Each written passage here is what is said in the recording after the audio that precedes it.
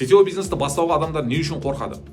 На самом деле сетевой бизнестен қорққан адам бүкіл барлық нәрседен қорқады. Давайте санаймыз. Біріншіден ол ортасын өзгертуге қорқады. Екіншіден жаңа бизнес ашуға қорқады. Үшіншіден сол бизнесқа тәуекел етуден қорқады. Төртіншіден өміріне қандай да бір өзгерістер кіртуден қорқады. Ал ең соңғысы бесіншіден ол сенімсіздіктен қорқады. Қазір таңда айналадағы адамдарға сенімділік жоқ деп ойлайды. Егер де сіз бүгін сетевой бизнес бойынша сол адамға лично консультация берген болсаңыз, бірақ та сіздің командаңызға қосылмаған болса, ол жерде минус тек қана сізде. Демек сіз профессионал емессіз, демек сіз лидер емессіз, демек сіз білімді емессіз, эксперт емессіз. Ол адам сізде сол қасиеттерді көре алған жоқ.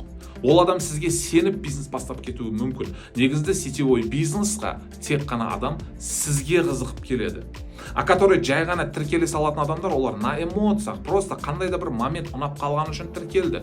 А на самом деле профессиональный бизнес құрам деген адам тек қана сізге сеніп келеді. Тек қана сізге сүйене отырып бизнес бастауы мүмкін. Сондықтан біліміңізді асырыңыз.